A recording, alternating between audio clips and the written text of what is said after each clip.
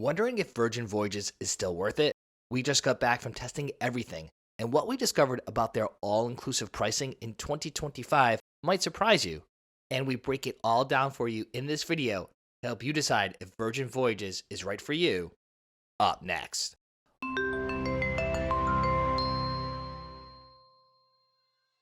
Welcome aboard, everyone. Don B here from Eat, Sleep, Cruise.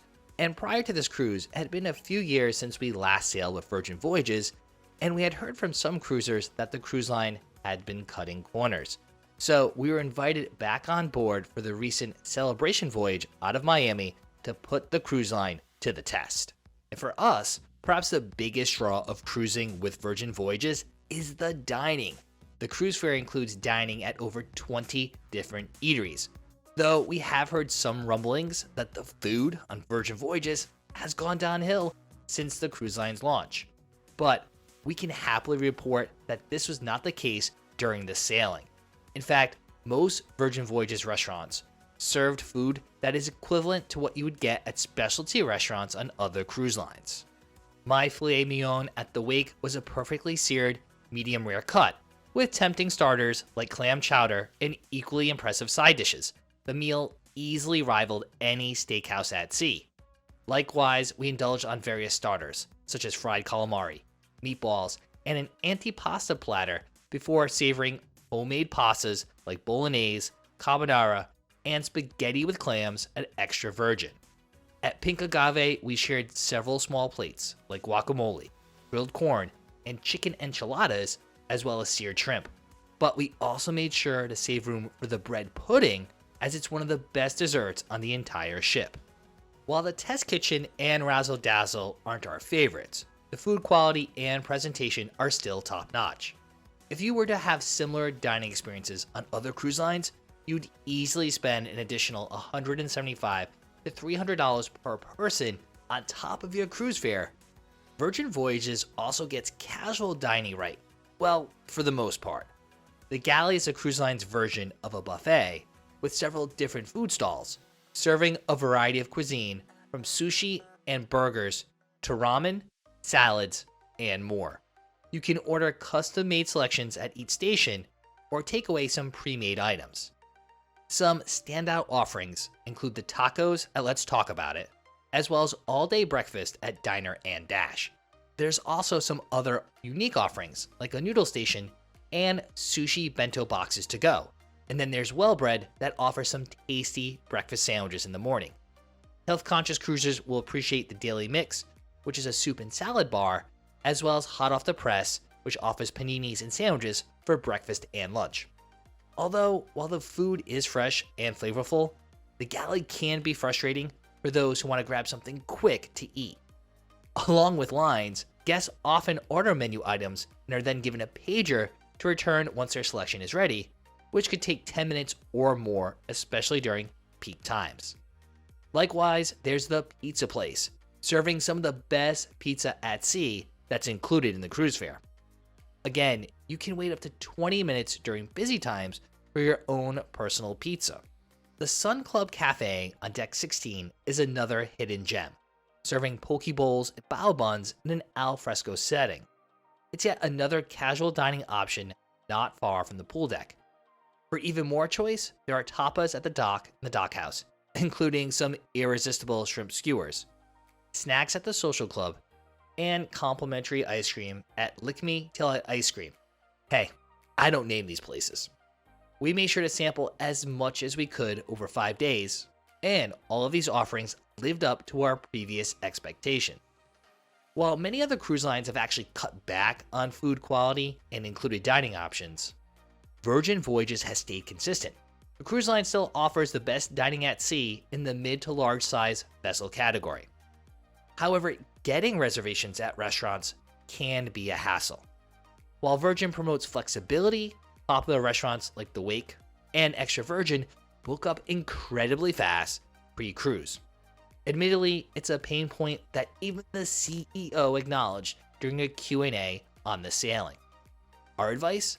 Set a reminder for when reservations open, between 40 and 60 days before sailing, depending on your stateroom category. and book your must-try venues immediately. If you miss out, try booking as soon as you board the ship, and keep checking daily for last-minute cancellations during your voyage.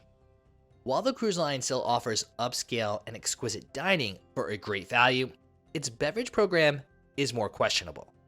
Unlike many other cruise lines, Virgin Voyages does include basic beverages, such as filtered and sparkling water at meals, and soda in the galley. Some cruise lines charge $15 a day just for a soda package.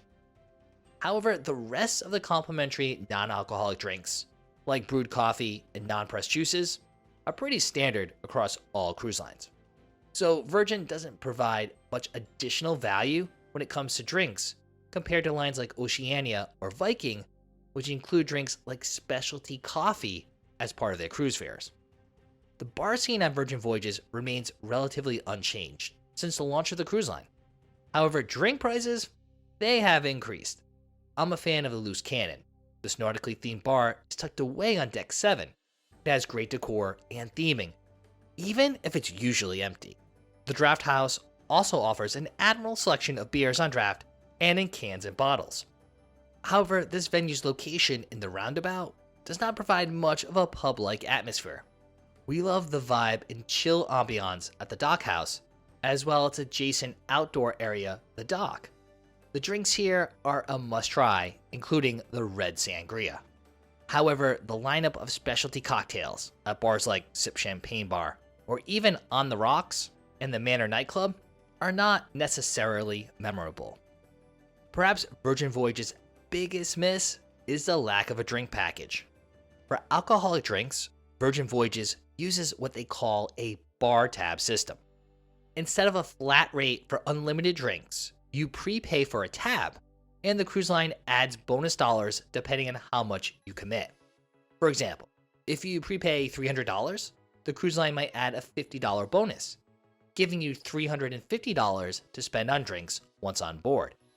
The bonus amounts of the bar tab fluctuate, so you might find a better promotion offering more bonus money depending on when you purchase. It was once true that the drinks at the bars and lounges were reasonably priced, but that's not necessarily the case anymore. Most cocktails are now around $13 to $18, putting them on par with the competition. Craft beers are closer to $9, and wines vary from $11 to $12 a glass. Additionally, our daily iced lattes and cold brew coffees were $8 each. These actually might be the most expensive coffees we've ever had at sea. With the bar tab offering minimal bonus cash, sailors are not saving much by pre-buying these credits. And the credits are non-refundable either, so if you don't spend them all, you actually lose that money. However, Virgin Voyages has been piloting a drink package, so it will be interesting to see if they change course and begin offering this option on future cruises. In short, Virgin Voyages likely won't save you any money on your bar bill. In fact, you might be spending more money with this cruise line than the competitors, depending on how much you drink. Heidi and I are usually on the same page regarding our opinions about cruise ships. One area we have debated in the past is Virgin Voyages entertainment. I have always been more of a fan of the unique shows than she has. Although, to be honest, after the sailing, I'm starting to accept her position. Virgin Voyages entertainment is different, but not necessarily better than traditional cruise entertainment. During our sailing, we attended the Misbehave Show, an interactive competition with good energy, but was somewhat chaotic and repetitive. We caught a headliner act called the Magnets as well. This talented a cappella group most resembled traditional cruise ship entertainment. In fact, we immediately compared them to Mosaic, which we've seen several times on Royal Caribbean ships. The two Magnets shows were Heidi's favorite of the cruise. Perhaps my favorite signature production was Around the World with the Diva. While definitely not something you would see on any other cruise line, this drag performance was fun without being over the top. On Valiant Lady, Virgin has moved its signature untitled dance show party thing to the last night of the cruise. It's still the same show with lots of energy, but having seen it several times now, I can see why the show could catch people off guard when featured as the Welcome Aboard show on the first night of the voyage. the cruise line has also discontinued the most risque show, Never Sleep Alone. Instead, there's the Love, Love, Love with the hostess show in the Manor. In our opinion, it was a more tame and somewhat disjointed attempt to replace Never Sleep Alone. And don't get us wrong, Heidi and I weren't really big fans of Never Sleep Alone either. Unfortunately, one of our favorite shows, Dual Reality, wasn't offered during the sailing. The cruise line is starting to change up the entertainment across the fleet, so depending on the length of your cruise, you might only get to see Dual Reality if you sail on Scarlet Lady, one of Valiant Lady's sister ships. When it comes to other nightlife, Scarlet Night Party still shines. The whole ship turns red, literally and figuratively, with most sailors getting in on the fun. Of course, many also get into the pool to top things off at the signature deck party towards the end of the evening. Aside from Scarlet Night, there are several other theme parties that occur during the cruise, like the PJ Party in the Athletic Club and the We Fancy Party in the Manor. However, we think Virgin Voyages still has some work to do regarding live music. On the Rocks and the Roundabout still offer the most live music, but these venues are right next to each other, so musicians cannot perform at the same time.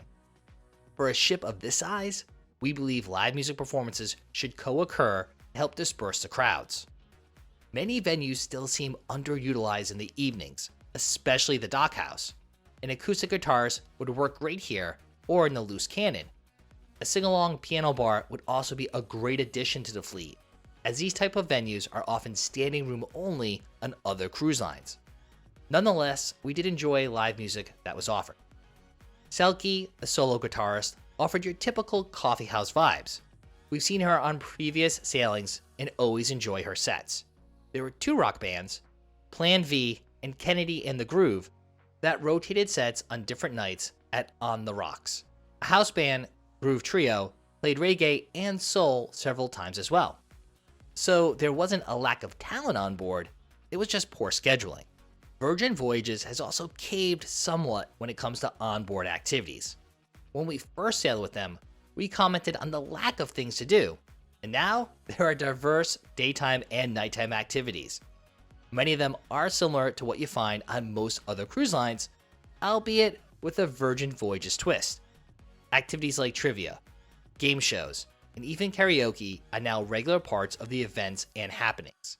There are also board games, an arcade, dance classes, and more, all included in the cruise fare.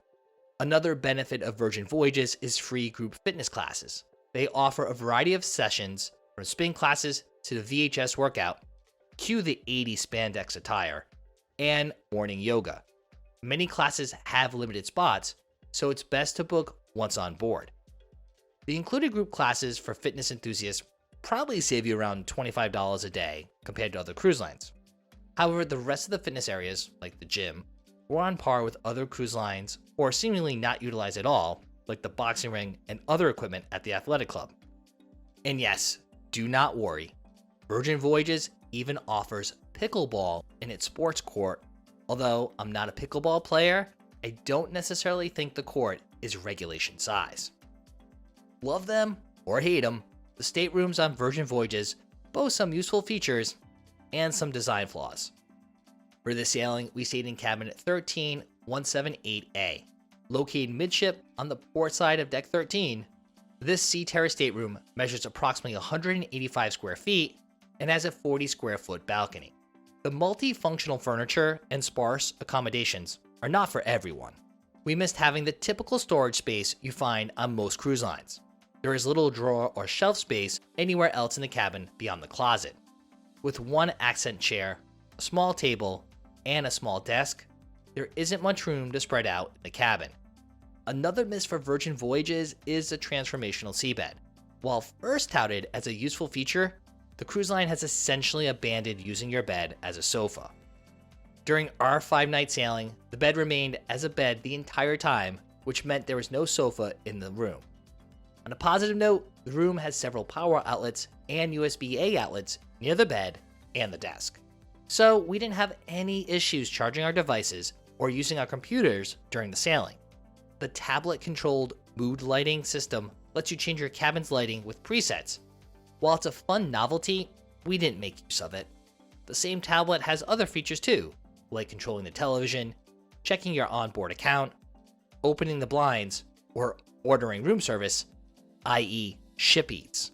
Virgin made some questionable choices in the bathroom design as well. While the shower is spacious and has good water pressure, which are legitimate positives, the sink is frustratingly small and the counter space is virtually non-existent.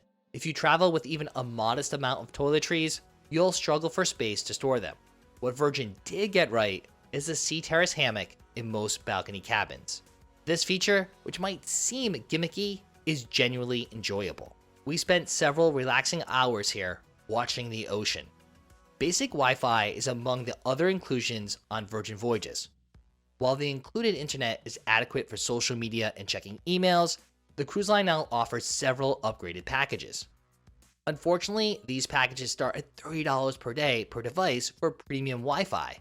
This puts Virgin on par with other cruise lines offering similar streaming internet at sea. As part of our package, we had the Work from Sea internet. At $50 a day per device, this internet boasts faster speeds and VPN capabilities.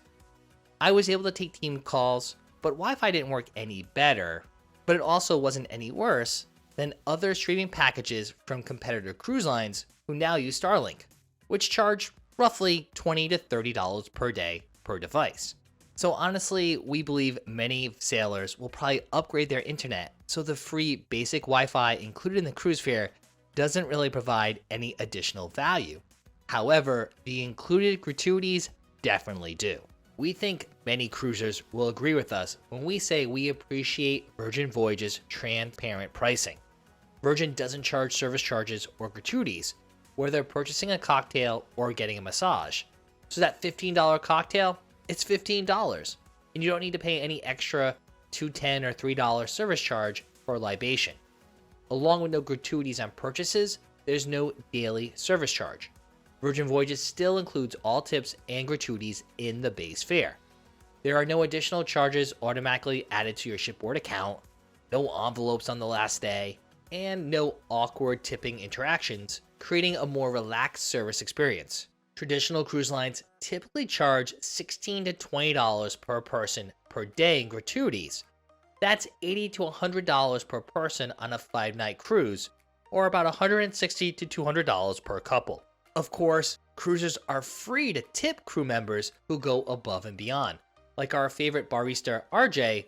So is a cruise on Virgin Voyages worth it? Well, we analyzed pricing for similar 7-night Western Caribbean cruises on Virgin Voyages, Celebrity Cruises, Princess Cruises, and Norwegian Cruise Line, focusing on balcony accommodations booked 7 months in advance.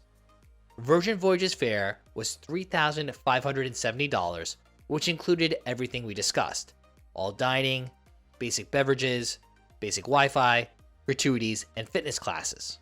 And at first glance, that cruise fare appeared higher than all the competitive fares.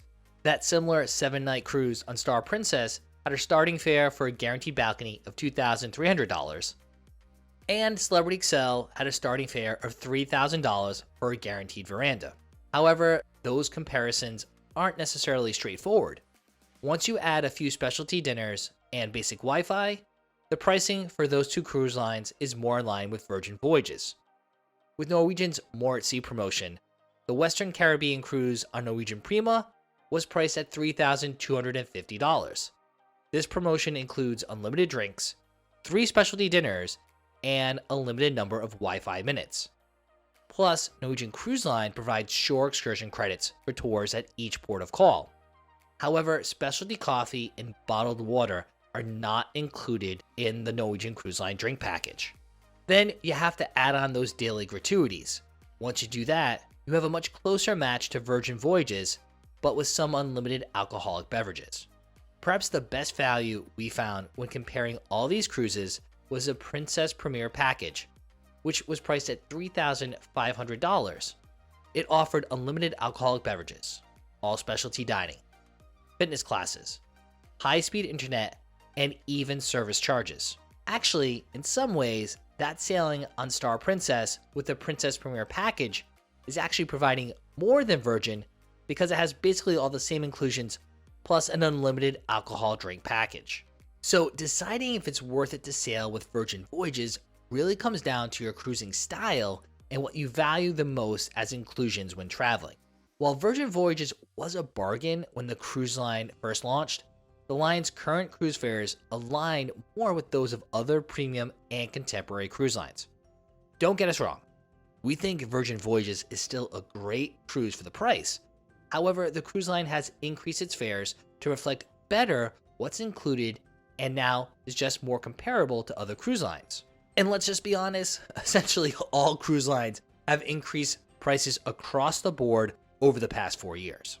For some, having access to all 20 plus restaurants without additional charges represents significant value, especially for those foodies out there who would otherwise be paying anywhere from $35 to $75 per person at specialty venues on other ships. And that's just for dinner. Don't forget the upgraded and elevated casual dining like the best pizza at sea, which is now an upcharge on Princess Cruises ships unless you opt for the Princess Plus or Princess Premier packages. The included Wi-Fi and gratuities also removes that nickel and diming feeling many cruisers dislike. However, those cruisers who consistently drink 5 to 6 or even more alcoholic beverages a day while cruising might be better off with some of the other competitor cruise lines like Norwegian Cruise Line or Princess Cruises. Virgin's pay-as-you-go bar tab system can add up quickly for those who enjoy multiple drinks daily, but it might save some money for those who only have a couple glasses of wine with dinner or maybe a nightcap each evening. Traditional cruise enthusiasts might also find less value in Virgin's approach. If you appreciate formal nights and the familiar rhythm of mainstream cruising, you might miss these elements that Virgin intentionally avoids. But if you loathe dressing up for formal nights and posing for photos on the atrium staircase, Virgin might be your answer. Regardless of your cruising style, we encourage you to try Virgin Voyages, as the line definitely provides a fresh take on cruising. Virgin currently offers a variety of quick 4 and 5 day cruises, which are the perfect introduction. When compared to other short cruise options, Virgin Voyages offers a fantastic value, as it includes few upcharges besides alcoholic beverages. Plus, the ships are newer than many others that offer quick getaways. Virgin Voyages is continuing to expand as well to keep sailors coming back for more. With updated dining concepts and new entertainment, new itineraries and destinations, and the launch of Brilliant Lady, the 4th ship in the fleet later this year, now is probably the best time to test out Virgin Voyages if you haven't already done so.